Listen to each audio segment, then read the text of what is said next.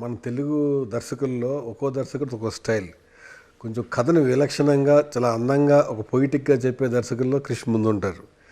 గమ్యం టు ఘాటి, ఆయన ప్రయాణం అంతా ఘాట్ రోడ్లో వెళ్తూ దిగుతూ వెళ్తూ వస్తూ ఉంది. ఈ ఘాటి గురించి మాట్లాడదాం. హాయ్ క్రిష్ గారు. హలో అండి. చెప్పండి, ఏంటి ఘాటి అంటే? యాక్చువల్గా మీరు తీసిన ప్రీవియస్ సినిమాల్లో వేదం, గమ్యం, కంచె, శాతకర్ణి అన్నీ కొన్ని డిఫరెంట్ జోనర్స్.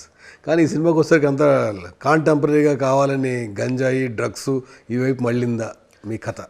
అంటే ప్రతి సినిమా తీస్తున్నప్పుడు ఆ వర్తమాన పరిస్థితుల నుంచి సినిమా ఉంటుందండి. గమ్యం కావచ్చు, వేదం కావచ్చు, కృష్ణవందే జగద్గురం కావచ్చు, కంచెటు గౌతమిపుత్ర శాతకర్ణి, ఎనీ సినిమా, ఇప్పుడు కొండపురం దాకా ప్రతి సినిమా కూడా అప్పుడు జరుగుతున్న పరిస్థితులను బట్టి.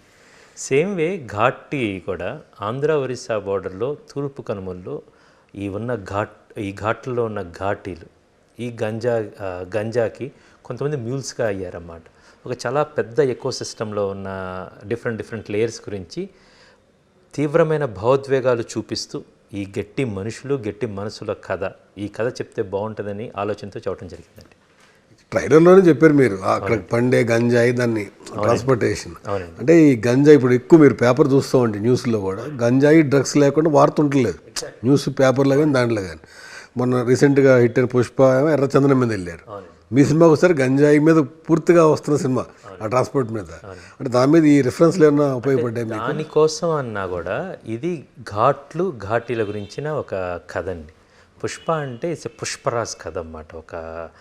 ఒక వన్ పర్సన్ స్వాగ్, అతని డబ్బులు, పవరు. ఇది అట్లా కాదండి. ఇక్కడ శీలావతి అనే ఒక ఆ అమ్మాయి పేరే గంజా పేరు అన్నమాట. ఒక గంజాయిలోని ఒక రకం, మేలు రకాన్ని శీలావతి అంటారు. ఇది ఆంధ్ర ఒడిస్సా బోర్డర్లో మాత్రమే బండిది ప్రపంచంలో. సో ఇలాంటి పేరున్న ఒక ఆమె, ఒక ఘాటి, తన ఘాటీల కోసం, ఘాట్ల కోసం జరిగే ఒక పెద్ద తన సర్వైవల్ కోసం వాళ్ళు గంజా పనిచేస్తున్నారు. బట్ దాని నుంచి చాలా పరిణామాలు ఉంటాయి అన్నమాట. వాళ్ళ ఐడెంటిటీ కోసం పోరాడే కథగా దీన్ని చూడాలండి.